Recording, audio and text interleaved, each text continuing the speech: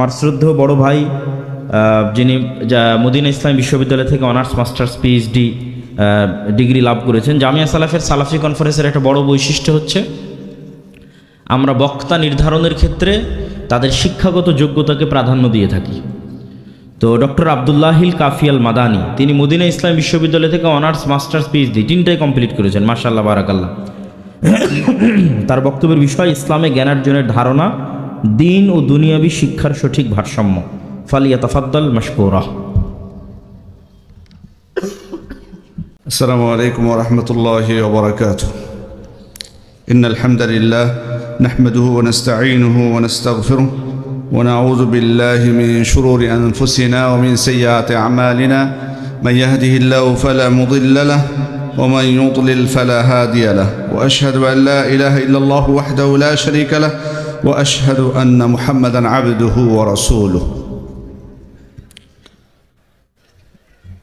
জামিয়া সালাফিয়া দিনাজপুর কর্তৃক আয়োজিত পঞ্চম বার্ষিক সালাফি কনফারেন্সের সম্মানিত সভাপতি আমার শ্রদ্ধেয় উস্তাদ শেখ আব্দুর রাজ্জাক বিন ইউসুফ হাফিজাহুল্লাহ, আমন্ত্রিত অতিথিবৃন্দ, ওলামা ইকরাম, সুধীমণ্ডলী, মুসলিম ভাই ও বোনেরা, আল্লাহ তাআলার শুকরিয়া আদায় করছি তিনি আমাকে আমাদের সবাইকে আজকের এই ইলমি আয়োজনে উপস্থিত হওয়ার তৌফিক দান করেছেন, আলহামদুলিল্লাহ।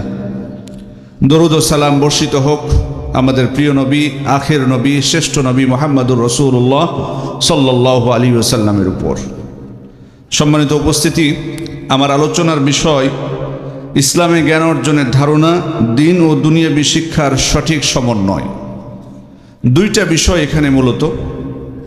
ইসলামে জ্ঞান অর্জনের ধারণা, যদিও আমার ধারণা যে আমার পূর্বের আলোচকরা এ বিষয়ে কিছুটা ইঙ্গিত দিয়েছেন ইসলামে জ্ঞান অর্জনের ধারণার বিষয়ে, তারপরও যেহেতু আমাকে বিষয় দেওয়া হয়েছে আমি কিছু বিষয় কয়েকটা পয়েন্টে আপনাদেরকে ধারণা দেওয়ার চেষ্টা করব বিইذনিল্লাহ। সম্মানিত উপস্থিতি, আমি একটু আপনাদেরকে ফিরিয়ে নিয়ে যাই একটি ঘটনার দিকে, যে ঘটনা আমার আত্মবিশ্বাস, একটু মনোযোগ দিবেন সবাই একটু মনোযোগ দিই, যেহেতু কষ্ট করে বসে আছি শীতের মধ্যে, আর সময় আমাদের হাতে খুব হলে হয়তো 2 থেকে আড়াই ঘন্টা আমরা থাকবো। একটু কষ্ট করে আমরা একটু মনোযোগ দিই। আপনাদেরকে একটি ঘটনার দিকে নিয়ে যাব। সেই ঘটনাটি হচ্ছে আমরা সবাই প্রসিদ্ধ ঘটনা, তবে সেই ঘটনা থেকে, পুরো ঘটনা থেকে আমি কয়েকটি প্রশ্ন করব আপনাদেরকে, সে কারণে একটু মনোযোগ দিয়ে শুনতে হবে। আল্লাহ তাআলা যখন মানুষ সৃষ্টি করার ইচ্ছা পোষণ করেছিলেন তখন ফেরেশতাদেরকে ডেকেছিলেন, বলেছিলেন কি, ইন্নী জাইলুন ফিল আরদি খলিফা, আমি জমিনে খলিফা সৃষ্টি করতে চাই, প্রতিনিধি সৃষ্টি করতে চাই। ফেরেশতারা তাদের জানার আগ্রহ হলো যে ইতিপূর্বে একটা জাতি ছিল এখানে, কিন্তু তারা রক্তপাত করেছে, ফাসাদ সৃষ্টি করেছে। তাহলে আল্লাহ তাআলা আমাদেরকে রেখে আমরা এত আল্লাহ তাআলার অনুগত, তার কোনো আদেশ বাস্তবায়ন করি না এমন কোনো আদেশ নেই, সব আদেশ আমরা বাস্তবায়ন করি, তাহলে আমাদেরকে রেখে আর অন্য কাউকে সৃষ্টি করার কি প্রয়োজন? সেজন্য তাদের জানার আগ্রহ হলো। তারা বলেন, আতাজআলু ফিহা মান ইউফসিদু ফিহা ওয়া ইয়াসফিকুদ দিমা, আপনি কি এখানে এমন কাউকে সৃষ্টি করবেন যারা এখানে ফাসাদ সৃষ্টি করবে, রক্তপাত করবে? আল্লাহ তাআলা তাদেরকে জবাব দিলেন, ইন্নী আ'লামু মা লা তা'লামুন, আমি এমন কিছু জানি যা তোমরা জানো না। এরপর আল্লাহ তাআলা আদম আলাইহিস সালামকে সৃষ্টি করে ওয়া আল্লামা আদামাল আসমাআ কুল্লাহা, সব কিছুর নাম শিক্ষা দিলেন। সুম্মা আরাদাহুম আলাল মালাইকা ফাকালা আনবিউনি বিআসমাই হাউলা ইন কুনতুম সাদিকিন, তারপর আদম আলাইহিস সালাম যেগুলো শিখেছিলেন সেগুলো ফেরেশতাদেরকে বলতে বলেন এগুলোর নাম। কিন্তু ফেরেশতারা কি জবাব দিলেন? ক্বালু সুবহানাকা লা ইলমা লানা ইল্লা মা আল্লামতানা ইন্নাকা আনতাল আলিমুল হাকিম, আল্লাহ আপনার পবিত্রতা বর্ণনা করছি, আপনি আমাদেরকে যে শিক্ষা দিয়েছেন সে শিক্ষা ছাড়া আমাদের অন্য কোনো জ্ঞান নেই। এরপর আল্লাহ তাআলা আদম আলাইহিস সালামকে বললেন যে তোমাকে যেগুলো শিক্ষা দেওয়া হয়েছে তুমি সেগুলো তাদেরকে বলে দাও। আদম আলাইহিস সালাম তাদেরকে সেগুলোর নাম বলে দিলেন। এরপর আল্লাহ তাআলা ফেরেশতাদেরকে আদেশ করলেন, ওয়া ইয কুলনা লিল মালাইকাতি ইসজুদু লি আদম, যখন ফেরেশতাদেরকে বললাম যে তোমরা আদমকে সিজদা করো, ফাসাজাদু ইল্লা ইবলিস, ইবলিস ছাড়া সবাই সিজদা করলেন। ছোট্ট ঘটনা, আমি একটু সংক্ষিপ্ত করার চেষ্টা করলাম। সম্মানিত উপস্থিতি, এই যে আদম আলাইহিস সালামকে আল্লাহ তাআলা সৃষ্টি করলেন, ফেরেশতাদেরকে আদেশ করলেন সিজদা দেওয়ার জন্য, এখানে কিন্তু আদম আলাইহিস সালামের শ্রেষ্ঠত্ব প্রমাণিত হলো, মানব জাতির শ্রেষ্ঠত্ব প্রমাণিত হলো এর মাধ্যমে। কিন্তু সে শ্রেষ্ঠত্বের মাপকাঠিটা এখানে আসলে কি ফুটে উঠেছে? কিসের মাধ্যমে? জ্ঞানের মাধ্যমে। মাশাআল্লাহ, জ্ঞানের মাধ্যমে। আসলে তার মানে আল্লাহ তাআলা এই জমিনে প্রতিনিধি সৃষ্টি করবেন, যারা প্রতিনিধিত্ব করবে এই জমিনের, একটার পর একটা প্রজন্ম আসবে, অথবা এর পূর্বের যে জাতি ছিল তাদের পরিবর্তে তারা এই জমিনে প্রতিনিধিত্ব সৃষ্টি করবে। প্রতিনিধিত্ব যদি করতে চায়, নেতৃত্ব যদি তারা দিতে চায়, তাদের উপকরণ লাগবে না? উপকরণ ছাড়া নেতৃত্ব দেওয়া সম্ভব? তাহলে নেতৃত্বের ক্ষেত্রে প্রধান উপকরণ সেটা কি? জ্ঞান। জ্ঞান ছাড়া এটা কখনোই সম্ভব নয়। সম্মানিত উপস্থিতি, এবং এর মাধ্যমেই যে আসলে মানব জাতির শ্রেষ্ঠত্ব ফুটে ওঠে, এবং মনুষ্যত্বের যে মর্যাদা সেটাও কিন্তু মানুষ লাভ করে এই জ্ঞান অর্জনের মাধ্যমে। এরপরে দেখুন আল্লাহ তাআলা বলছেন ওয়াকাযালিকা জাআলনাকুম উম্মাতাও ওয়াসাতা। এটা হচ্ছে উম্মতি মুহাম্মাদী সম্পর্কে। উম্মতে মুহাম্মাদী সম্পর্কে আল্লাহ তাআলা বলছেন এভাবেই আমি তোমাদেরকে মধ্যপন্থী উম্মত করেছি, লিতাকুনু শুহাদা আলান নাস, যাতে তোমরা সকল মানুষের উপর সাক্ষী হও, ওয়া ইয়াকুনা রাসূলু আলাইকুম শাহিদা, আর রাসূল সাল্লাল্লাহু আলাইহি ওয়াসাল্লাম তোমাদের উপর সাক্ষী হন।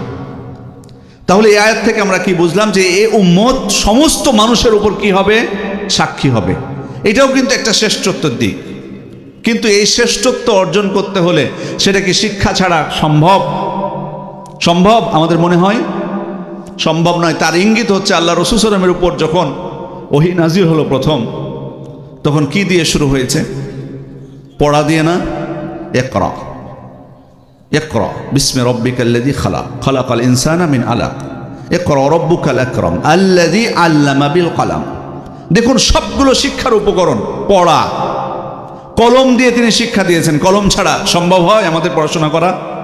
আবার দেখুন কলমের শপথও করেছেন আল্লাহ তাআলা অন্য আয়াতে, নুন ওয়াল কলামে ওমা ইয়াসতুরুন। নুন শপথ কলমের এবং যা তারা লিখে। তাহলে শিক্ষাকে ওহীর শুরুতেই, নবুয়তের শুরুতেই, রিসালাতের শুরুতেই সর্বপ্রথম যে বিষয়টাকে গুরুত্ব সহকারে নেওয়া হয়েছে সেটা হলো কি? শিক্ষা। তার মানে শিক্ষা ছাড়া যেমন মানুষ হওয়া যায় না, মনুষ্যত্বের মর্যাদা লাভ করা যায় না, তেমনি শিক্ষা ছাড়া আমি এই উম্মতি মুহাম্মাদীর যে শ্রেষ্ঠত্ব অন্যান্য উম্মতের উপর সেটাও লাভ করতে আমি পারবো না। আরেকটু যদি আমি বুঝিয়ে বলি বিষয়টা, শুধুমাত্র উদাহরণ হিসেবে বোঝানোর জন্য আমি বলবো আপনাদেরকে, সেটা হলো যে কুকুর আমরা চিনি সবাই, তাই না? চিনি তো নাকি? না দিনাজপুরে কুকুর নেই? আছে, পৃথিবীর সব জায়গায় আছে প্রাণী, পৃথিবীর সব জায়গায় আছে। আমাদের কাছে যেমন কুকুরের একরকম ধারণা, তবে হ্যাঁ অন্য অনেক জাতি আছে তাদের কাছে অন্যরকম ধারণা। কুকুরের ক্ষেত্রে আসলে আমাদের ধারণা কেমন? আমাদের ধারণা মুসলিম যারা, ধারণা কি পজিটিভ, ইতিবাচক নাকি নেতিবাচক? বেশিরভাগই ক্ষেত্রে নেতিবাচক কিনা? যদিও ইতিবাচক আছে অনেকের কাছে। আমি এটা কিন্তু বুঝাইনি যে প্রাণীর প্রতি ইহসান, দয়া, ওটার কথা বলছি না। এটা তো থাকতেই পারে। ওই হাদিস তো আমরা জানি, কুকুরকে পানি পান করিয়ে পাপীকেও আল্লাহ তাআলা ক্ষমা করে দিয়েছেন, পাপী নারীকেও আল্লাহ তাআলা ক্ষমা করে দিয়েছেন। সেটার দিকে আমি যাচ্ছি না। নর্মালি আমাদের কুকুরের প্রতি ধারণা নেতিবাচক, কিন্তু আবার কেউ কেউ আছে তাদের কাছে খুব বেশি মর্যাদা। ওরা মানুষকে খেতে দিক বা না দিক, মানুষের মর্যাদা রক্ষা করুক, মানুষের প্রতি দয়া করুক না করুক, কিন্তু কুকুরকে নিয়ে খুব ভালোবাসে। কুকুরকে নিয়ে বিমানের টিকিটও তারা কেটে বিমানের সাথে করে নিয়ে যায়। আছে তো নাকি? এই কুকুরের বিষয়ে আমাদের দৃষ্টিভঙ্গি কি সেটা বড় কথা না, শরীয়তের দৃষ্টিভঙ্গিটা আমরা জানার চেষ্টা করি। কুকুরের বিষয়ে কোরআন এবং সুন্নায় যেগুলো বর্ণনা এসেছে প্রায় নেতিবাচক। আমি উদাহরণস্বরূপ বলছি, যেমন কুকুরের মূল্য, কুকুর বিক্রির যে মূল্য সেটা কিন্তু হারাম। এটা একটা নেতিবাচক কথা, তাই না? এরপর হচ্ছে কালো কুকুরকে আল্লাহ রাসূল সাল্লাল্লাহু আলাইহি ওয়াসাল্লাম কি করতে বলেছেন? হত্যা করতে বলেছেন। আবার কেউ সালাত আদায় করছে, তার সামনে দিয়ে যদি কালো কুকুর বিশেষভাবে যায় তাহলে তার সালাত কি হবে? নষ্ট হয়ে যাবে, অথবা কমপক্ষে ত্রুটিপূর্ণ হবে। এগুলো সবগুলো নেতিবাচক বিষয় না? আবার আল্লাহ রাসূল সাল্লাল্লাহু আলাইহি ওয়াসাল্লাম অন্য হাদিসে বলছেন, লা তাদখুলুল মালাইকাতু বাইতান ফিহি সূরা আও কালব।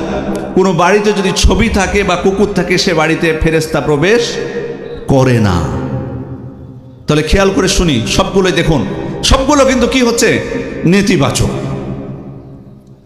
এরপরে আল্লাহ রাসূল সাল্লাল্লাহু আলাইহি ওয়াসাল্লাম অন্য হাদিসে বলছেন, তুহুরু ইনাই আহাদিকুম ইযা ওয়ালাগা ফিহিল কলব আন ইয়াগসিলাহু সাবআ মাররাত। তোমাদের কারো কোনো পাত্রে কুকুর যদি মুখ দেয় তাহলে সেটা কয়বার ধুতে হবে? 7 বার। উলাহুন্না বিতুরাব ওয়া উখরাহুন্না বিতুরাব। প্রথমবার অথবা শেষের বার মাটি দিয়ে ধুতে বলা হয়েছে। কেন কেন ধুতে বলা হলো? কারণ এটা কঠিন নাপাকি, ব্যাকটেরিয়া আছে, প্রচণ্ড নাপাকি। নাপাকি কিন্তু 3 ধরনের হয় সাধারণত। একটা হলো সাধারণ নাপাকি, যেটা আপনি পানি দিয়ে ধুলে যদি চলে যায় তাহলে আর কোনো সমস্যা নেই, সেটা আপনি কয়বার ধুয়ে ফেলেন এখানে কোনো শর্ত নাই। ধরুন আপনার লুঙ্গিতে বা কাপড়ে প্রস্রাব লেগে গেছে, এখানে কি শর্ত আছে যে 3 বার ধুতে হবে বা 4 বার বা 5 বার বা 2 বার? নাই, নাপাকি দূর হলেই শেষ। আবার আছে কিছু নাপাকি হালকা, যেমন ছেলে সন্তান যদি প্রস্রাব করে, যে খেতে শিখেনি, ছোট্ট ছোট্ট বাচ্চা ছেলে সন্তান মায়ের দুধ খায় এখনো, সে যদি প্রস্রাব করে সেখানে ছাড় আছে না? পানি ছিটিয়ে দিলেই কিন্তু হয়। তাহলে এটা এই নাপাকিটা কি হালকা। আবার কিছু আছে খুবই কঠিন নাপাকি, তার মধ্যে এই যে কুকুরের নাপাকিটা। পৃথিবীতে এমন কোনো নাপাকি আছে সেখানে বলা হয়েছে 7 বার ধুতে হবে, অথবা মাটি দিয়ে বলা হয়েছে যে 1 বার কমপক্ষে মাটি দিয়ে ধুতে হবে? তাহলে কুকুরের ব্যাপারে এগুলো কি নেতিবাচক। আবার দেখুন অন্য হাদিসে আল্লাহ রাসূল বলছেন, মান ইত্তাখাযা কালবান ইল্লা কালবা মাশিয়াতিন আও যারইন আও সাইদিন। যে ব্যক্তি কুকুর পালন করলো 3টি কারণ ছাড়া, 3টি বিষয়ে ছাড় দেওয়া হয়েছে। একটা হলো শস্যক্ষেত পাহারা দেওয়া, পশুপাল পাহারা দেওয়া, শিকার করা। এই 3টি কারণ ব্যতীত অন্য কোনো কারণে কেউ যদি কুকুর পালন করে, ইয়ানতাকিসু মিন আজরিহি কুল্লা ইয়াউমিন কিরাতান, প্রতিদিন তার নেকি থেকে 2 কিরাত পরিমাণ নেকি কমতে থাকবে প্রতিদিন। 1 কিরাত সমান কতটুকু? উহুদ পাহাড় সমান। উহুদ পাহাড় আমরা দেখেছি তো নাকি সচক্ষে, অনেকে আপনারা দেখেছেন এখানে সচক্ষে, কত বড়, 9.5 কিলোমিটার দীর্ঘ এই পাহাড়, 9.5 কিলোমিটার দীর্ঘ। আর প্রস্থ হলো কোনো কোনো জায়গায় 2 কিলোমিটার, কোনো কোনো জায়গায় 3 কিলোমিটার। কত বড় পাহাড়! এই পাহাড়ের সমান 2 পাহাড় সম পরিমাণ নেকি আমাদের কি হবে? প্রতিদিন কমতে থাকবে কুকুর পালন করলে। এত নেকি আছে আমাদের? আছে আছে আছে ইনশাল্লাহ। আমরা ভালো কামনা করি, কারণ এই উম্মতে মুহাম্মদের উপর আল্লাহ তাআলা দয়া আছে, রহমত হলো অনেক আমল আল্লাহ তাআলা আমাদেরকে দিয়েছেন। ছোট্ট আমল কিন্তু নেকি অনেক বেশি। কেউ মারা গেলে তার জানাজায় যদি যান, কতটুক নেকি? 1 কিরাত না? আবার যদি আপনি দাফনে অংশ নেন তাহলে 2 কিরাত। মাশাআল্লাহ, দেখুন কতক্ষণ লাগে, সময় আধা ঘন্টাও লাগে না। এরকম অনেক আমল আছে, আমি ওইদিকে যাচ্ছি না, ওটা আমার আলোচনার বিষয় না। আমার বিষয় হলো যে 2 কিরাত পরিমাণ নেকি প্রতিদিন কমে যাক, এটা কি আমরা চাইবো? 1 গ্লাস কমে যাক, সেটাই তো আমরা চাই না। এত বড় পাহাড় পরিমাণ নেকি কমে গেলে এটা আমাদের বড় আফসোসের বিষয়। সেটা কি হবে? কুকুরকেও পালন করলে। এতক্ষণ যে কথাগুলো বললাম, এগুলো শরীয়তের দৃষ্টিভঙ্গি কুকুরের ব্যাপারে, এগুলো কি ইতিবাচক নাকি নেতিবাচক? নেতিবাচক, সবগুলো নেতিবাচক, ভালো না এগুলো। কিন্তু ভালো কথা আছে কুকুর সম্পর্কে। আল্লাহ তাআলাও পবিত্র কোরআনে ইঙ্গিত দিয়েছেন, রাসূল সাল্লাল্লাহু আলাইহি সাল্লামও বলেছেন, ইযা আরসালতা কালবাকাল মুআল্লাম ফাকাতালা ফাকুল। তুমি যখন তোমার প্রশিক্ষিত কুকুরকে শিকারের জন্য প্রেরণ করবে, শিক্ষিত কুকুরকে, যাকে শিক্ষা দেওয়া হয়েছে, সেই কুকুরকে শিকারের জন্য প্রেরণ করবে, ফাকাতালা, এবং এই কুকুর যে ওই প্রাণীটাকে হত্যা যদি করে, ফাকুল, তোমরা সেটা খেতে পারো। ওয়াইদা আকালা ফালা তাকুল, কিন্তু এখানে শর্ত হলো কুকুর যদি আবার ওই শিকারটাকে খেতে শুরু করে তাহলে আমাদের জন্য খাওয়া জায়েজ নেই। কিন্তু খেয়াল করে দেখুন, মৃত প্রাণী এটা কি আমাদের জন্য হালাল? হারাম। অথচ কুকুর যখন শিকার করলো, প্রাণীটা মারা গেল, সেটা আমাদের জন্য হালাল করে দেওয়া হয়েছে। তবে খেতে শুরু করলে খাওয়া জায়েজ নেই। এবার আবার আরেকটা বিষয় খেয়াল করুন, চিন্তা করে দেখুন, কোন কুকুরের জন্য বৈধ করা হলো? কোন কুকুরকে আপনি শিকারের জন্য প্রেরণ করলে, সে শিকার করলে সেটা আমাদের জন্য খাওয়া জায়েজ? সব কুকুর কি? শিক্ষিত কুকুর, প্রশিক্ষিত কুকুর। তাহলে যে কুকুরের মান আমরা দেখলাম কিছুক্ষণ আগে কত নিচে, কিন্তু জ্ঞান অর্জনের কারণে, জ্ঞান থাকার কারণে, শিক্ষা থাকার কারণে সে কুকুরের মর্যাদা উঁচু হয়ে গেছে না? উঁচু হয়ে গেছে। প্রাণীটা মরে গেছে, তাও তবুও ওটা আমাদের জন্য খাওয়া যায়। শুধু তাই নয়, আপনাদেরকে জিজ্ঞেস করি, কুকুর যদি শিকার করে, ওই শিকার প্রাণীটা ও নিয়ে আসে কিভাবে আমাদের কাছে? কিভাবে নিয়ে আসবে? মুখে করে না? মুখে করে নিয়ে আসার কারণে আল্লাহ রাসূল সাল্লাল্লাহু আলাইহি ওয়াসাল্লাম কি বলেছেন যে ওটা ধুবা 7 বার বা 7 বার গরম পানিতে ফুটাবা, না হলে খাওয়া জায়েজ নেই বলেছেন। অথচ ওই কুকুরের কথাই বললাম কিছুক্ষণ আগে যে কোনো পাত্রে মুখ দিলে কয়বার ধুতে হবে? 7 বার ধুতে হবে। কিভাবে মর্যাদা বেড়ে গেছে দেখুন। কোথায় ব্যাকটেরিয়া, আর কোথায় ভাইরাস, আর কোথায় কি, সব দূর হয়ে গেছে। তাহলে কুকুরের ক্ষেত্রে, কুকুরের মধ্যে শিক্ষা থাকার কারণে তার মর্যাদা বাড়লো। মানুষ আমরা, আল্লাহ তাআলা, আমরা তো খুব দাবি করি আশরাফুল মাখলুকাত, এই ওই, হ্যাঁ ভালো কথা, আল্লাহ তাআলা আমাদেরকে সম্মানিত করেছেন। ওয়ালাকাদ কাররামনা বানি আদম, আমি মানুষকে কি করেছি? সম্মানিত করেছি। কিন্তু এই সম্মান যদি আমি নিতে চাই, তাহলে কিন্তু আমি যদি আমার ওই যে পূর্বের দিকে খেয়াল করি, সৃষ্টির সময় শিক্ষা যদি আমি না থাকে আমার মধ্যে, সে সম্মান মোটেই নাই। ওয়ালাকাদ যারা'না লিজাহান্নামা কাসীরাম মিনাল জিন্নি ওয়াল ইনস, আমি জাহান্নামের জন্য অনেক মানুষ এবং জিনকে সৃষ্টি করেছি। জাহান্নামে তাহলে যাবে কারা? মানুষ এবং জিন। কারা তারা? সব মানুষ জিন কি না? আল্লাহ তাআলা বলেছেন লাহুম কুলুবুন লা ইয়াফকাহুনা বিহা। কারা তারা? যাদের অন্তর আছে কিন্তু অন্তর দিয়ে তারা অনুধাবন করে না। ওয়ালাহুম আ'য়ুনুন লা ইউবসিরুনা বিহা, তাদের চোখ আছে কিন্তু চোখ দিয়ে তারা দেখে না। ওয়ালাহুম আযানুন লা ইয়াসমাউনা বিহা, তাদের কান আছে কিন্তু কান দিয়ে তারা শোনে না। কান দিয়ে শোনে না। তার মানে কি কারা? তার মানে যারা জ্ঞান থেকে দূরে থাকে। কারণ জ্ঞান অর্জন করতে হলে এগুলো লাগবে না? ক্লাসে বসে থেকে আমার অন্তর যদি থাকে বাইরে, অথবা ধরুন এখানে বসে আছি আমরা, কিন্তু আমাদের অন্তর আছে ওই বাজারে, ওই শুনলাম বাজারে অনেক মানুষ, তখন হয়তো আমাদের কারো শয়তান এসে আগ্রহ সৃষ্টি করতে পারে, বাজারে এত মানুষ কেন? তাহলে কি নতুন কিছু আছে মেলায়? একটু দেখে আসি না কেন? হতে পারে কিনা? শয়তান কিন্তু সবসময় বান্দার সাথে, ভালো মানুষদের সাথেই কিন্তু থাকে, কুমন্ত্রণা দেয় তাকে। তাহলে আমার বক্তব্য শুনছি, তাকিয়ে আছে আমার দিকে, কিন্তু ওনার অন্তরটা এখানে নাই। চোখ দিয়ে আমার দিকে তাকিয়েছে কিন্তু চোখ এখানে নেই। কান দিয়ে শুনতেছে কিন্তু কিছুই শুনছে না। তাহলে কি আমি কিছু বুঝতে পারবো? কেউ আমার কথা বুঝতে পারবে? এরকম যদি কেউ হয়, বুঝতে পারবেন। আপনি যদি জিজ্ঞেস করেন যে কি বললো, কিছুই বলতে পারবেন না। তাহলে যারা জ্ঞান অর্জন করে না, তাদের কথাই বলা হচ্ছে যে আল্লাহ তাআলা বলছেন তাদেরকে আমি জাহান্নামের জন্য সৃষ্টি করেছি। শুধু তাই নয়, আল্লাহ তাআলা কি বলছেন? উলাইকা কাল আনআম বাল হুম আদল, তারা হচ্ছে চতুষ্পদ জন্তুর মতো বা তার থেকেও নিকৃষ্ট।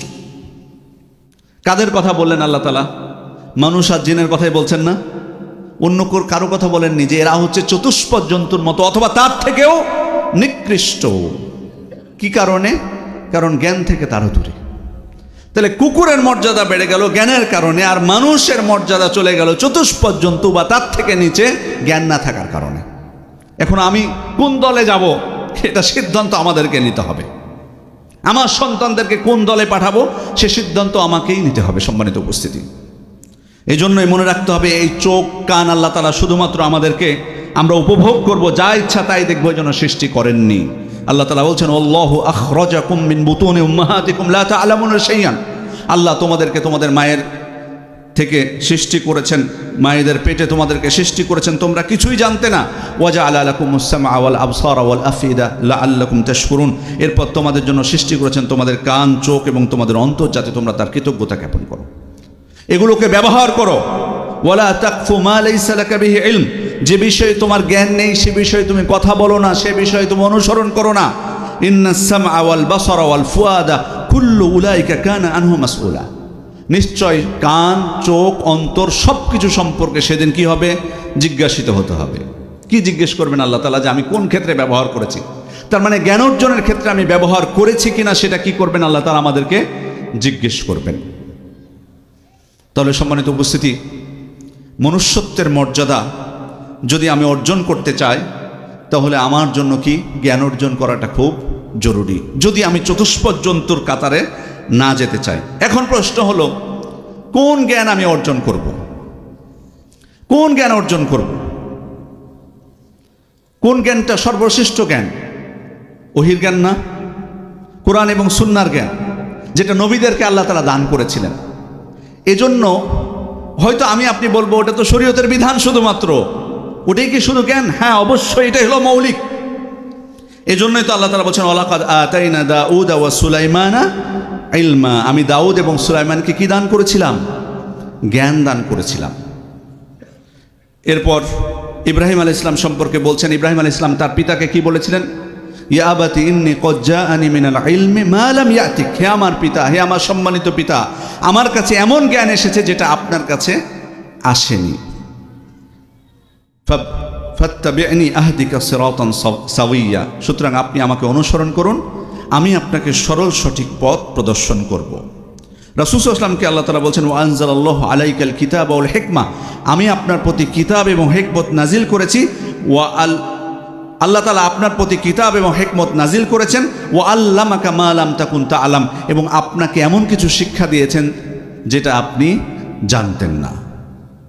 তাহলে নবীদের উপর আল্লাহ তাআলা যেটা নাজিল করেছেন সেটাকে আল্লাহ তাআলা কোরআনে কি বললেন? কি বললেন? জ্ঞান বললেন না? নবীদের উপর যেটাকে নাজিল করেছেন সেটাই কি? জ্ঞান। এই জন্য মুসা আলাইহিস সালাম যখন বক্তব্য দিচ্ছিলেন বনু ইসরায়েলদের সামনে, একজন তাকে জিজ্ঞেস করেছিলেন যে আপনার থেকে এই দুনিয়াতে কেউ জ্ঞানী আছে কিনা? তিনি কি উত্তর দিয়েছিলেন? মনে আছে আপনাদের? জানা আছে কি উত্তর দিয়েছিলেন? নাই, তাই না? অহংকার বশত দিয়েছিলেন উত্তর? অহংকার বশত না, অসম্ভব, কখনোই এটা হতে পারে না। কেন দিয়েছিলেন? কারণ মুসা আলাইহিস সালামের ধারণা ছিল যে ওই সময়ে এই জমিনে কোনো নবী ছিল না। তো উনি জানেন ভালো করে নবীদের উপর যেটা নাজিল করা হয় সেটাই হচ্ছে কি? শ্রেষ্ঠ জ্ঞান। এই জন্য উনি ভালো ধারণা করেই বলেছেন যে না, আমি ছাড়া কেউ নেই, কারণ ওহি তো আমার উপর নাজিল হয়, আর যেটা নাজিল হয় সেটাই হচ্ছে শ্রেষ্ঠ জ্ঞান। কিন্তু এরপরেও আল্লাহ তাআলা নবীর কাছে সে জবাবটা পছন্দ করলেন না। তিনি বললেন কি, দুই সমুদ্রের মধ্যস্থলে মিলনস্থলে একজন ব্যক্তি আছেন, তার কাছে আপনি চলে যান, তিনি আপনার থেকে বেশি জ্ঞানী, যাকে আমরা খিজির আলাইহিস সালাম নামে চিনি। মুসা আলাইহিস সালাম গেছিলেন না তার কাছে? আপত্তি করেছিলেন যে আমি নবী, আল্লাহ আপনি আমার উপর ওহী নাজিল করেন, আপনি আরেকজনের কাছে আমাকে যেতে বলছেন, এটা কি মানায় আমার সাথে যায় এটা? এরকম বলেছিলেন না। উনি কি বললেন? লা আবরাহু হাত্তা আবলুগা মাজমা আল বাহরাইনি আও আমদিয়া হুকুবা, আমি চলতেই থাকবো পথ তার সাথে সাক্ষাৎ করার জন্য, যুগের পর যুগ ধরে আমি চলতে থাকবো।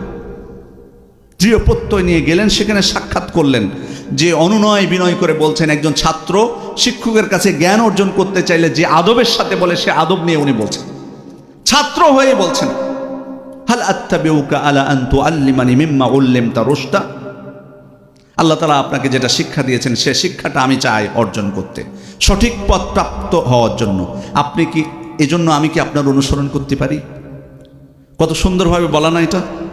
উনি কি যে বললেন এই লোক, আল্লাহ আমাকে আপনার কাছে পাঠিয়েছে জ্ঞান অর্জন করার জন্য, আপনি নাকি অনেক বড় জ্ঞানী, এভাবে বলেছেন না। একজন ছাত্রর যে আদব থাকা উচিত সে আদবের সাথে তিনি নবীকে বলেছেন। কিন্তু নবী শিক্ষক দেখুন কড়া কথা একটু বলতে পারে, তার ভাষাটা একটু কি ছিল? কড়া ছিল। বলে ইন্নাকা লান তাসতাতিয়া মাইয়া সাবরা, মুসা আপনি পারবেন না আমার সাথে ধৈর্য ধারণ করতে। কঠিন না একটু কথাটা? কিন্তু মুসা আলাইহিস সালাম আবার অনুনয় বিনয়ের সাথে বলছেন, নত হয়ে বলছেন সাতাজিদুনি ইনশাআল্লাহু সাবিরা ওয়ালা আসি লাকা আমরা, আপনি আমাকে ধৈর্যশীলদের অন্তর্ভুক্ত পাবেন, আমি আপনার অবাধ্য হব না। মানে আমার চাই আপনার জ্ঞান, আপনার থেকে আমাকে জ্ঞান অর্জন করতেই হবে। সুবহানাল্লাহ। আমি যে জিনিসটা বোঝাতে চাচ্ছি, আমি ওই ঘটনার দিকে যাচ্ছি না, সেটা হলো নবীরা যেটা আল্লাহ তাআলা তাদের উপর নাজিল করেছেন, আল্লাহ তাআলা বিশেষ বান্দাদের উপর নাজিল করেছেন, সে শিক্ষাটাই সেটাই হচ্ছে প্রকৃত জ্ঞান। সেটাই হচ্ছে প্রকৃত জ্ঞান। এই জ্ঞান হচ্ছে সর্বশ্রেষ্ঠ জ্ঞান, এই বিশ্বাস আমাদের থাকতে হবে। সম্মানিত উপস্থিতি, যেহেতু সময় সীমাবদ্ধ সে কারণে আমি কিছু পয়েন্টের দিকে যাব। বিশেষ করে দ্বিতীয় যে পয়েন্টটা আমাকে বলা হয়েছে আলোচনা করতে, সেটা হলো ভারসাম্য, দিন এবং দুনিয়াবী শিক্ষার সঠিক ভারসাম্য। তার মানে কি শুধু আমি দিনের জ্ঞান অর্জন করব, কোরআন এবং সুন্নাহর জ্ঞান অর্জন করব, বলবো দিনাজপুরের যত মানুষ আছে সবাইকে আলেম হতে হবে, কেউ ডাক্তার হতে পারবে না, কেউ ইঞ্জিনিয়ার হতে পারবে না, সবাইকে আলেম হওয়া লাগবে, এটা কি আমি বলবো? সম্মানিত উপস্থিতি, আসলে প্রথম বিষয় হলো একজন মানুষকে, ছোট্ট বাচ্চা যারা, তারা ছোট থেকে শিখে না অনেক কিছু বলতে। 1 বছর যখন বয়স হয় বাচ্চার, কিছু জিনিসের নাম বলতে পারে না, পারে কি না? আমরা শিখাই তো অনেক কিছু, মানুষের নাম শিখাই, এটা হলো বাবা, এটা হলো মা, এটা হলো দাদা দাদি, শিখতে পারে কি না? আমি যদি আল্লাহর নামগুলো শিখাই, নবীর নাম শিখাই, আমার দিন কি শিখাই, আস্তে আস্তে বছর, 1.5 বছর হলো, 2 বছর হলো, শিখতে পারবে কিনা? প্রাথমিক জ্ঞান। আমি বলছি না তাকে আপনি ওই যে সালাত শিক্ষার বই কিনে বা আকীদার বই কিনে যে তাকে দিবেন, বাবা পড়ো, তোমার উপর জ্ঞান অর্জন করা ফরজ করেছে আল্লাহ তাআলা জন্ম থেকেই। না, সে যতটুকু নিতে পারবে। আমি যেমন দুনিয়াবি অনেক বস্তুর নাম শেখাচ্ছি, সে যেমন ছোট থেকেই বলতে পারে মোবাইল, টিভি, তাতে আমাকে দিনের যে বিষয়গুলো যেগুলো জরুরি সেটা আমার শেখানো উচিত না? দিন শিক্ষাটাকে অবশ্যই আমাকে প্রথম প্রায়োরিটি দিতে হবে, এটা মানতে হবে, এটা আমাকে, যেটা আমার ঈমান রক্ষার জন্য প্রয়োজন।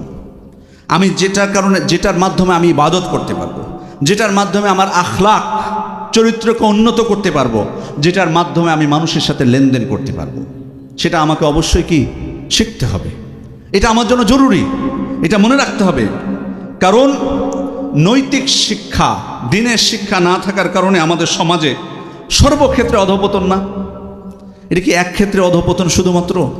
আপনি যান শিক্ষার ক্ষেত্রে যান, শিক্ষা প্রতিষ্ঠানে যান, শিক্ষা প্রতিষ্ঠানে যান, শিক্ষক কর্তৃক শিক্ষার্থী যৌন হয়রানির শিকার আছে কিনা এরকম সংবাদ? শুধু নারী শিক্ষার্থী না, কিন্তু কিছুদিন আগে দেখলেন না, পুরুষ শিক্ষার্থীরা যৌন হয়রানির শিকার। এটা বড় ভার্সিটির শিক্ষকদের, ভার্সিটি শিক্ষকের। শিক্ষকেরা কি খারাপ শুধুমাত্র? অভিভাবক টাকা পয়সা দিয়ে অবৈধ পন্থায় ছাত্রকে ফার্স্ট করা, সেকেন্ড করা, পাশ করানো, এরকম অভিভাবক আছে কিনা? আমি চিনি ভালোভাবে প্রতিষ্ঠানে যে ঘুষ দিয়ে পর্যন্ত ছেলেকে ফার্স্ট করাতে বলে, যে কোনো মূল্য হোক। আমি একটা ইসলামী শিক্ষা প্রতিষ্ঠানে দেখেছি, একজন অভিভাবক বলছে, খেয়াল করে দেখুন, যে আমার বাচ্চা নতুন ভর্তি করাচ্ছে, নতুন প্রতিষ্ঠান, তো বলতেছে যে আমার বাচ্চাকে রোল নাম্বার 1 করাবেন। নতুন প্রতিষ্ঠান, কিন্তু এখানে 1-2 কোনো পার্থক্য আছে? নতুন ক্লাস খুলতেছে, তখন ওর রোল যদি 30 হোক আর 1 হোক, ওটার কোনো পার্থক্য আছে? বলে আপনি যদি 1 রোল করেন, আপনাদের প্রতিষ্ঠানে 5,000 টাকা আমি দান করব। এটা কি দান হলো? এটা সত্য সাপেক্ষে এটা দান হলো না, এটা ঘুষ হলো? আপনারাই রায় দেবেন, আমি কিছু বলবো না। তাহলে দেখুন নৈতিকতার অধঃপতন কোথায়। এবার ছাত্ররা দেখুন, ফেল করলে কি করে? মিছিল, মিটিং, শিক্ষকের পদত্যাগ দাবি, শ্রেণীকক্ষে তালা মারা, অফিসে তালা। কিছুদিন আগে প্রসিদ্ধ একটা মাদ্রাসা, আমার মনে হয় সবাই আপনারা ওই মাদ্রাসাটার নাম জানেন বাংলাদেশের। সে মাদ্রাসার শিক্ষকদেরকে, প্রিন্সিপালকে তালাবদ্ধ করে রেখেছে মাদ্রাসার ছাত্ররা, বড় বড় ছাত্ররা, অনেকক্ষণ, অনেক সময় ধরে তালাবদ্ধ করে রেখেছিল। নৈতিক অধঃপতন হয়নি? ওই যে জুলাই মাসের 24শে জুলাইয়ের আগস্টের পরের ঘটনা, তখন আপনারা খেয়াল করেছিলেন যে শিক্ষা প্রতিষ্ঠানের ওই অধ্যক্ষকে মানে অব্যাহতি দেওয়ার জন্য আন্দোলন চলেছে অনেক শিক্ষা প্রতিষ্ঠানে, তাই না? ওই সময় তা আমি এক জায়গায় বসে আছি, সত্য কথা বলছি আপনাদেরকে, আমি এক জায়গায় বসে শুনতে পাচ্ছি ছাত্ররা বলছে অমুকে চামড়া তুলে নেব আমরা। আমি পরে জিজ্ঞেস করলাম যে কার চামড়া তুলতে চাচ্ছে? বলে যে ওদের হেড স্যারের। নাউজুবিল্লাহ মিন যালিক।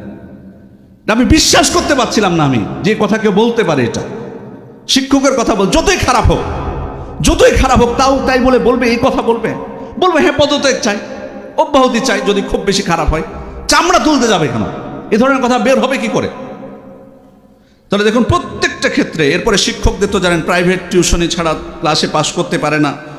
এরপরে তো প্রত্যেক চিকিৎসার ক্ষেত্রে যান, সেখানে কত অধঃপতন, খাদ্যের ক্ষেত্রে কত অধঃপতন, ব্যবসায়ের ক্ষেত্রে কত নিচে আমরা নেমে গেছি। এরপরে আমাদের মানুষের সম্পর্কের ক্ষেত্রে হিংসা, বিদ্বেষ, কেউ কারো সফলতা সহ্য করতে পারে না, কারো বিপদে কেউ এগিয়ে আসে না। কেউ যদি বিপদে পড়ে অ্যাক্সিডেন্ট হয়, আমাদের ওখানে যে আমরা কি করি, মোবাইলটা নিয়ে ভিডিও করি, সেলফি তুলি। মানে ওকে রক্ষা করা তো দূরের কথা, ওকে রক্ষা করা দূরে যাক, সেখানে আমরা ছবি তুলি। যাই হোক, মোদ্দা কথা হচ্ছে যে প্রথম যে প্রায়োরিটি সেটা হচ্ছে কি, সেটা হচ্ছে ইসলামের দ্বীনের জ্ঞান অর্জন করা। দ্বিতীয় হলো সম্মানিত উপস্থিতি, যে আমি কি তাই বলে দুনিয়াবি জ্ঞান অর্জন করব না? না, দুনিয়াবি জ্ঞান অর্জন করতে হবে, আমাকে দুনিয়াবি জ্ঞান অর্জন করতে হবে।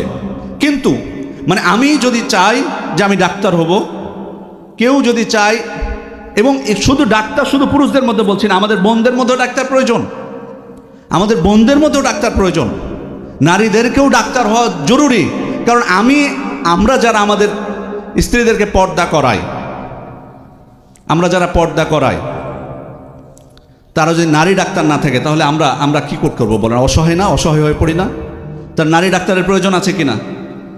আমাকে কিছুদিন আগে একজন প্রশ্ন করলো যে নারী ডাক্তাররা বিসিএস পরীক্ষা দিতে পারবে কিনা, কারণ তাদেরকে তখন কি দিবে? সরকারি হসপিটালে দিবে, সেখানে পুরুষ এবং নারী সবার চিকিৎসা করতে হয়। আপনি বলবেন যে না, হতে পারবে না, শুধু বেসরকারিতে থাকবে। কারণ এই কথা যদি আপনি বলেন, আপনি নারীদের পর্দা রক্ষার জন্য বললেন ঠিক, কিন্তু এখানে সমস্যাটা হলো যে নারীরা যদি সেখানে না থাকে, নারীরা কি বেসরকারি হসপিটালগুলোতে সবাই সামর্থ্য রাখে চিকিৎসা নেওয়ার? বলেন, খেয়াল করে দেখুন। ফতোয়া দেওয়ার সময় তো একটু আমাকে সজাগ থাকা দরকার। নারীরা কি পারবে সবাই বেসরকারি হসপিটাল থেকে চিকিৎসা নিতে? তো তাদেরকে অনেকে আছে না দরিদ্র, কিন্তু পর্দা মেনটেন করে, তো তারা যদি সরকারি হসপিটালে যায়, সেখানে যদি নারী না থাকে, নারী ডাক্তার না থাকে, কার কাছে চিকিৎসা নেবে? তাহলে আপনি কিভাবে ফতোয়া দিয়ে তাদের বিসিএস পরীক্ষা দিতে নিষেধ করেন? না, সেখানেও প্রয়োজন আছে, পর্দা মেনটেন করবে, ইসলামের বিধিবিধান মেনটেন করবে, কিন্তু সেখানেও প্রয়োজন আছে। ইঞ্জিনিয়ার প্রয়োজন আছে, কিন্তু হ্যাঁ, আমার নিয়তটা হতে হবে বিশুদ্ধ। আমি যদি এখানে নিয়ত করি আল্লাহ, আমি ডাক্তার হওয়ার মাধ্যমে আমি মুসলিম উম্মার খেদমত করব, তাহলে আমি সেটার উপর সওয়াব পাবো না? সওয়াব পাবো। আল্লাহ তাআলা আমাদেরকে ঘরে বসে থাকতে বলেননি, বাইরে বের হতে বলেছেন, জ্ঞান অর্জন করতে বলেছেন। এরপরে তৃতীয় যে পয়েন্টটা, সেটা হলো বরং এই ধরনের জ্ঞান অর্জন করা ফরজে কিফায়া। কেউ যদি ডাক্তার না হয়, কোনো এলাকায় ডাক্তার না হয়, তাহলে কিন্তু সবাই পাপী হবে, সবাই পাপী হবে। কারণ এটা অত্যন্ত জরুরি বিষয়, এটা ছাড়া আমাদের জীবন চলবে। এই জন্য কিছু বিষয় আছে, আমি সব শিক্ষার ক্ষেত্রে বলছি না, সব ডিপার্টমেন্টের কথা বলছি না, কারণ আমাদের দেশে কিছু কিছু ডিপার্টমেন্ট আছে, আমি জানি না, আসলে আমি নিজেও জানি না যে ওগুলো কি করে। ওগুলো ওখান থেকে শিক্ষা অর্জন করে তারা বের হয়ে কি করে, কি উপকার করে জাতির। কিন্তু জাতির উপকার হবে এমন শিক্ষা যদি আল্লাহ সন্তুষ্টি অর্জনের জন্য কেউ করে, তাহলে উনিও কি পাবেন? সওয়াবের অধিকারী হবেন। এরপরে হচ্ছে প্রত্যেকেই এই জমিন, আমি যে কথাটা দিয়ে শুরু করেছিলাম যে আবাদ করব, আমরা এই জমিনে প্রতিনিধিত্ব করব, এক্ষেত্রে সবার প্রয়োজন আছে। আলেম ওলামা প্রয়োজন আছে, ইঞ্জিনিয়ার প্রয়োজন আছে, ডাক্তার প্রয়োজন আছে। হ্যাঁ, অনেকে পারেন, আলহামদুলিল্লাহ। আমি দেখেছি আমাদের মদিনাতে যখন ছিলাম তখন দেখেছি আমাদের বন্ধুদের মধ্যে এমবিবিএস ডাক্তার কিন্তু ওখানে মদিনায় পড়তে গেছে, ইসলামিক জ্ঞান অর্জন করতে গেছে। উনি পাইলট, কিন্তু মদিনায় গেছে ইসলামিক জ্ঞান অর্জন করতে। উনি দুইটাই হতে পারছেন। সবাইকে আল্লাহ তাআলা সমান জ্ঞান দান করেন না। কেউ কেউ প্রচেষ্টা করলে অনেক কিছু করতে পারেন, কিন্তু সবাই তো পারবেন। আমি সবাইকে বলতে পারবো না আপনি আলেমও হবেন, আপনি ডাক্তার হবেন, আপনি ইঞ্জিনিয়ার হলে আপনাকে আলেম হতে হবে, এটা সবাইকে বলতে পারবো না। কেউ হতে পারলে সেটা আলাদা বিষয়। সম্মানিত উপস্থিতি, দিনের জ্ঞান অর্জন শুধুমাত্র যে ছোট থাকতেই প্রাইমারি লেভেলেই শুধুমাত্র যেটুকু অর্জন করব সেটুকুই যথেষ্ট, এটা কিন্তু না। বরং এটার ধারাটা আমি যদি অন্য দিকেও যাই, আমি উদাহরণস্বরূপ শুধু ডাক্তারের কথাটাই বলছি, আরও অনেক পেশা আমাদের সমাজে প্রত্যেকের দরকার আছে, কাউকে আমরা ছোট করতে পারি না। টয়লেট যে পরিষ্কার করে, এই লোকগুলো যদি না থাকতো, মেথড যদি না থাকতো, আমরা বিপদে পড়তাম না? বলেন, সব পেশার মানুষেরই আমাদের প্রয়োজন আছে। জুতা স্যান্ডেল সেলাই করার মানুষেরও আমাদের প্রয়োজন আছে। সম্মানিত উপস্থিতি, এই জন্য আমি যে জিনিসটা বলছিলাম, তবে দিনের জ্ঞান অর্জন এটাকে আমাকে অব্যাহত রাখতে হবে। ছোট থেকে নিয়ে মৃত্যু পর্যন্ত একটা সময় আমাকে বের করতে হবে। প্রত্যেককে, যে পেশায় আমি থাকি না কেন, যতটুকু সম্ভব আমি জ্ঞান অর্জন করার চেষ্টা করব, এবং আল্লাহ তাআলার কাছে দোয়া করব, আল্লাহ আপনি আমাদেরকে উপকারী জ্ঞান দান করেন। রব্বি জিদনি ইলমা, আপনি আমাদের জ্ঞানকে কি করেন? বাড়িয়ে দিন। আল্লাহুম্মা ইন্নী আসআলুকা ইলমান নাফিআ, হে আল্লাহ আমি আপনার কাছে উপকারী জ্ঞান প্রার্থনা করছি। এই দোয়া আমি আল্লাহ তাআলার কাছে করব। সালাফদের মধ্যে যারা উভয় প্রকার জ্ঞান অর্জন করেছেন, তাদের জীবনে আমরা পড়ে দেখতে পারি যে কিভাবে করলেন তারা। যেমন আমি উদাহরণস্বরূপ বলতে পারি ইমাম ফখরুদ্দিন আর রাজি, যদিও হয়তো আপনাদের কারো আপত্তি থাকতে পারে ওনার সম্পর্কে, তবে শাইখুল ইসলাম ইবনে তাইমিয়ার মতে ওনার শেষ অবস্থা ভালো ছিল, উনি তওবা করেছিলেন, যে কারণে আমি নামটা বললাম। তো উনার জীবনে আপনি পড়ে দেখতে পারেন কিভাবে তিনি দিন এবং দুনিয়ার জ্ঞানের সমন্বয় করতে পেরেছিলেন। তাহলে সেটা আমরাও আমাদের জীবনে প্রয়োগ করতে পারবো। এরপরে শেষ যে বিষয়টা, সেটা হলো সার্টিফিকেট। দুনিয়াবি যে জ্ঞান অর্জন করছি সেটা তো আমাদের লাগবেই। দিনের জ্ঞানের ক্ষেত্রে আমাদের কিছু কিছু ভাইয়েরা বলেন অনেক সময় যে সার্টিফিকেট যদি আমি চাই তাহলে আমার ইখলাস নাই। না, এই কথাটা একেবারে আমভাবে বলা যাবে না। এটা মানে দিনের জ্ঞান অর্জন করতে এসেছেন ওই জন্য সার্টিফিকেট নেবেন না, বা যারা সার্টিফিকেট চায় তারা আসলে ইখলাসের সাথে জ্ঞান অর্জন করে না, এই কথাটা আমভাবে না বলাই উচিত। কারণ আপনি দিনের জ্ঞান অর্জন করে উম্মার খেদমত করতে চান, তাই না? বোঝার চেষ্টা করি। আমি চাই কি? মানুষের খেদমত করতে। তা আমি যদি সুযোগই না পাই খেদমত করার, আমাকে সুযোগই যদি না দেয়, তাহলে আমি কি করব? সার্টিফিকেটটা এটা অনেক সময় ওই মানুষের উপকার করার, তাদের মধ্যে জ্ঞান বিতরণের একটা মাধ্যম। যেহেতু বর্তমান যুগে এসে এটাকে মূল্যায়ন করা হয়, সে কারণে যারা আমরা দিনের জ্ঞান অর্জন করছি, সেক্ষেত্রে যদি সার্টিফিকেটটা আমরা চাই, এটা সব সময় সবার ক্ষেত্রে ইখলাস বিরোধী হওয়া বলাটা ঠিক না। হ্যাঁ, তবে মানুষ থাকতে পারে অনেকে যে দিনের জ্ঞান অর্জন করছে সার্টিফিকেটের জন্যই, আছে এমন মানুষ, আমি অস্বীকার করছি না। দিনের জ্ঞান অর্জন করছে সার্টিফিকেট নেওয়ার জন্য, শুধুমাত্র চাকরির জন্য, শুধুমাত্র টাকার জন্য দুনিয়া উপার্জন করবে তাই। যে হাদিস আপনারা আজকেও শুনেছেন। এই জন্য যারা দুনিয়ায় অর্জনের জন্য করবে, আল্লাহ তাদের কাছে হিসাব দিবেন। কিন্তু সার্টিফিকেট কেউ চাইলেই যে আমি তাকে বলে দিব না আপনার ইখলাস নাই, এটা বলাটা ঠিক না। কারণ দিনের জ্ঞান অর্জন করতে যেও সার্টিফিকেট ছাড়া আমরা মানুষের খেদমত করা আমাদের জন্য কষ্টকর হয়ে যায়। সেজন্য আমরা যদি সার্টিফিকেট চাই বা সার্টিফিকেট যেখানে দেয় সেখানে আমরা যদি জ্ঞান অর্জন করি, সেখানে যেতে আমাদের কোনো বাধা নেই। সম্মানিত উপস্থিতির সময় শেষ, আমি আর লম্বা করবো না। আসুন আমরা দিনে জ্ঞান অর্জন এবং দুনিয়াবি জ্ঞান অর্জনের ক্ষেত্রে ভারসাম্য বজায় রাখার চেষ্টা করি এবং জ্ঞান অর্জন করার চেষ্টা করি। এবং শুধু জ্ঞান অর্জন নয়, জ্ঞান অর্জনের সাথে সাথে সেটাকে আমল করার চেষ্টা করি এবং সেই জ্ঞান মানুষের মধ্যে সাধ্য অনুযায়ী বিতরণ করার চেষ্টা করি। আল্লাহ আমাদেরকে সেই তৌফিক দান করুন, আমিন। আমি সবশেষে আমাকে এই প্রোগ্রামে আমন্ত্রণ জানানোর জন্য আমি বিশেষভাবে যারা আমন্ত্রণ জানাচ্ছে তাদের প্রতি কৃতজ্ঞতা জানাচ্ছি। এবং আপনারা যারা ধৈর্য ধরে আজকে অনেকে আমি জানি সকাল থেকে এখানে আছেন, অনেক কষ্ট করে আছেন, আপনাদের সবার প্রতি কৃতজ্ঞতা জানাচ্ছি। আপনাদের এই কষ্ট, আপনাদের এই ধৈর্য আল্লাহ যাতে কবুল করেন, আল্লাহ আমাদের সবাইকে যাতে উত্তম বিনিময় দান করেন, আমিন। ওয়া আখিরু দাওয়ানা আলহামদুলিল্লাহি রাব্বিল আলামিন। ওয়াসসালামু আলাইকুম ওয়া রাহমাতুল্লাহি ওয়া বারাকাতুহু।